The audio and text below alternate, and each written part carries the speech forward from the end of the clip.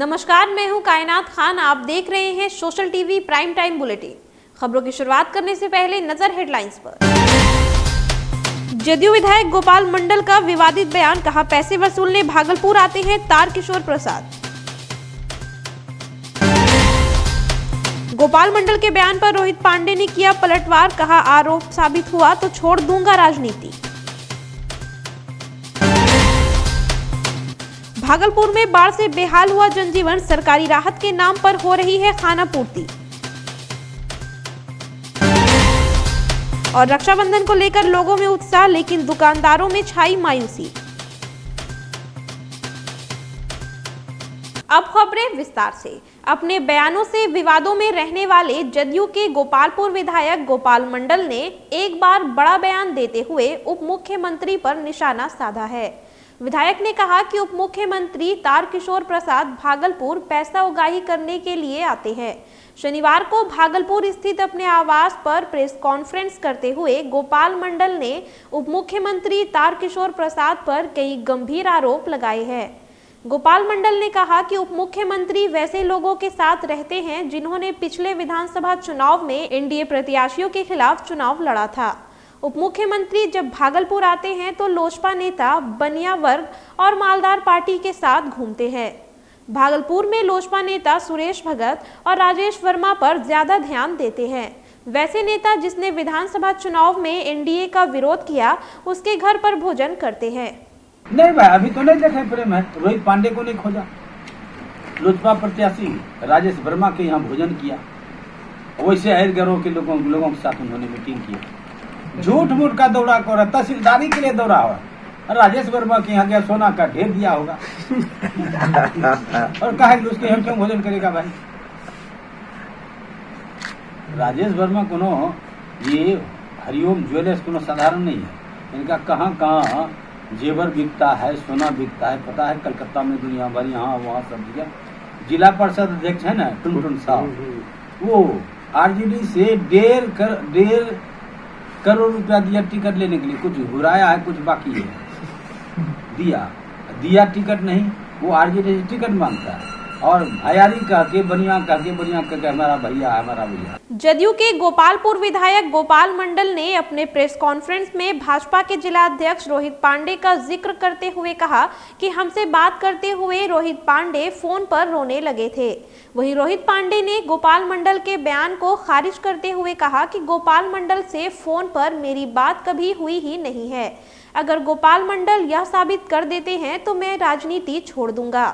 शनिवार को गोपाल मंडल के सहयोगी कुणाल सिंह का फोन आया था, जिसमें कि गोपाल मंडल अपने प्रेस कॉन्फ्रेंस में मुझे शामिल होने की बात कह रहे थे, जिसको मैंने नकार दिया। आप खुद सुनिए क्या कह रहे हैं रोहित पांडे। वो जिस प्रकार से वो बताए हैं कि रोहित पांडे फ़ोन करके हमारे पास रो रहे थे और बता रहे थे कि ऐसे वो आए और फलाने जगह चले गए, चिलाने जगह चले गए।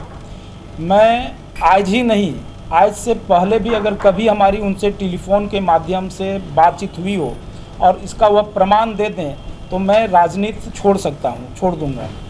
और मैं यह प्रमाण दे सकता हूँ कि आज सुबह 10:कुछ पर कोई कुणाल सिंह करके उनके सहयोगी थे, जिनका फ़ोन आया हमारे मोबाइल पर। नंबर भी सेव नहीं था, ट्रू कॉलर में कुणाल सिंह लिखा हुआ था, लेकिन जो फ़ोटो आ रहा था उस फोटो के माध्यम से हम उनको बराबर उनके साथ देखते थे तो हम पहचान गए थे।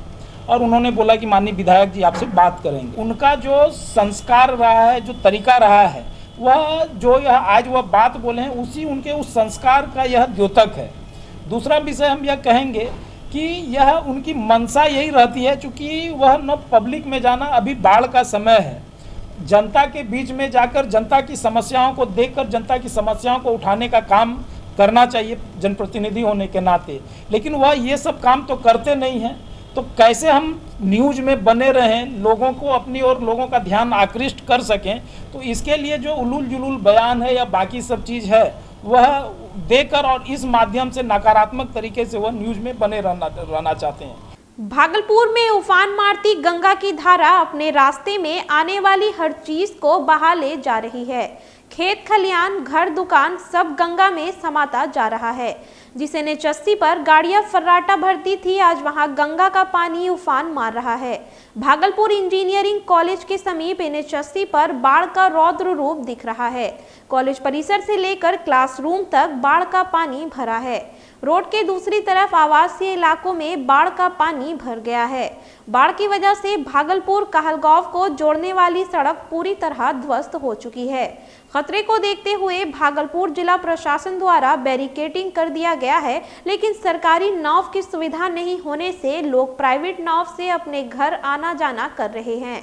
मजबूरी का फायदा उठाते हुए नाविक दुगना तिगुना किराया वसूल कर रहे हैं। स्थानीय लोगों का कहना है कि सरकारी राहत के नाम पर सिर्फ खाना पूर्ति की जा रही है। 20-25 हज़ार तो होगा ही। 20-25 हज़ार। अभी तक प्रखंड या जिला प्रशासन से कोई पदाधिकारी पहुँचे हैं? कोई भी नहीं पहुँचा। आपके सांसद चाहे विधायक वहाँ तक गए? कोई नहीं पहुँचा अभी तक। कोई नहीं पहुँचा? कोई नहीं। फिर कैसे रह रहे हैं आप लोग? किसी तरह इसी तरह गुजारा कर रहे हैं और क्या है।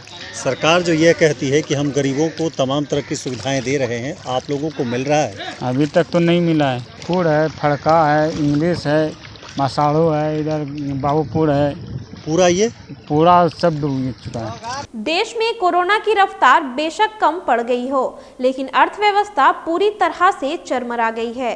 कोरोना के कारण कई दफा देश को लॉकडाउन का सामना करना पड़ा, जिसका सीधा असर आम जनता और व्यवसाय पर पड़ा है।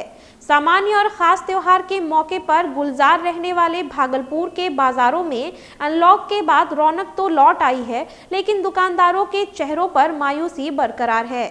मुहर्रम बीत जाने के बाद अब रक्षाबंधन का त्योहार नजदीक आ गया है, लेकिन अच्छी खरीदारी नहीं होने से भागलपुर के दुकानदार मायूस हैं। रंग बिरंगी राखी की दुकान सजाए बैठे दुकानदार की आंखें ग्राहक के इंतजार में थक जाती है और शाम को दुकान बंद कर भारी कदमों से घर वापस लौट जाते हैं। सर जो है वर्षा के कारण डिस्टर्ब हो गया, चारों तरफ कस्टमर आ नहीं रहा मार्केट में, जिसके वजह से 80% लॉस में जा रहा है रक्षाबंधन। वर्षा चारों तरफ हो गया, बाढ़ पीड़ित में सारे लोग परेशान हैं, मार्केट नहीं आ पा रहे, गाड़ी घोड़ा ट्रेन सब बंद है, जिसके कारण कस्टमर नहीं आ रहे, और जब कस्टमर मार्केट में नहीं आएंगे तो सेल कहाँ से होगा। बाजार तो का हालत बहुत ख़राब है। अभी पिछले साल तो कोरोना मार दिया, इस साल तो बाढ़ पूरा टापू बन गया भागलपुर, उसके कारण कस्टमर लोग नहीं आ रहा। हम लोग सुबह से तो बैठे हुए हैं। नाथनगर मिर्जापुर में बाढ़ पीड़ितों को रॉबिनहुड आर्मी संस्था के द्वारा राहत सामग्री का वितरण किया गया। रॉबिनहुड आर्मी के सदस्य आनंद शुभम ने बताया कि नाथनगर के मिर्जापुर में राहत सामग्री न ही सरकार के द्वारा पहुँचाई गई है और न ही किसी NGO के द्वारा। हम लोग इस क्षेत्र में कार्य कर रहे हैं, संगठन से मदद की अपील कर रहे हैं। साथ ही रॉबिनहुड आर्मी निरंतर इस क्षेत्र में काम करते रहेगी। जो लोग इससे जुड़ना चाहते हैं वह संपर्क कर सकते हैं। मौके पर मिक्कू, सौरभ, गुड्डू, खुशी सहित संस्था के कई सदस्य मौजूद थे। मिर्जापुर स्थित गांव में हम लोगों ने करीबन 300 घरों में सूखा राशन वितरित किया। इसमें चूड़ा, चावल, आटा, दाल, चीनी, चायपत्ती, ये फैमिली एसेंशियल किट्स टाइप का हमने बनाया, जो कि हमने लोगों से इकट्ठा किया था। रॉबिनहुड में हम लोग कोई पैसा के रूप में 1 भी रुपया डोनेशन नहीं लेते हैं। नॉर्मली हम लोगों से सामान इकट्ठा करके आज यहाँ पे डिस्ट्रीब्यूट किया। भागलपुर जिला इन दिनों बाढ़ की तबाही से करहा रहा है। आपके मोबाइल स्क्रीन पर यह तस्वीर नवगछिया भवानीपुर पंचायत के एक गांव की है। इस तस्वीर को जरा गौर से देखिए। बाढ़ में सब कुछ बर्बाद होने के बाद किस तरह बुजुर्ग महिला बाढ़ के पानी में अपनी बकरियों को पानी से बाहर निकाल रही है। चेहरे पर उदासी भाव और इस बुजुर्ग महिला के आंख से निकलता आंसू सरकारी दावों की पोल खोल रहा है। घर में बाढ़ का पानी आ जाने से बुजुर्ग महिला कई दिनों से भूखी है और अब तक इस महिला की मदद के लिए ना तो सरकार के नुमाइंदे आगे आए हैं, ना ही कोई सामाजिक कार्यकर्ता।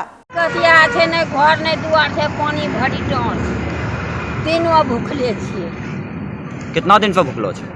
काले से पानी रुकलो छे, परसू है से कम रहे, काल तक खैन हो छे या तो खैन हो माल डाल कर खाए कुछ नहीं छे। मुहर्रम को लेकर सिया समुदाय के लोगों ने मुहर्रम की 11वीं तारीख को अलम जुलूस निकाला। शहर के असानंदपुर बड़ी इमामबाड़ा से जुलूस मुस्लिम हाई स्कूल होते हुए लल्लो मियां इमामबाड़ा पर मातम बनाकर शाहजंगी पहुंचा और विदाई मजलिस के बाद अलम संपन्न हुआ।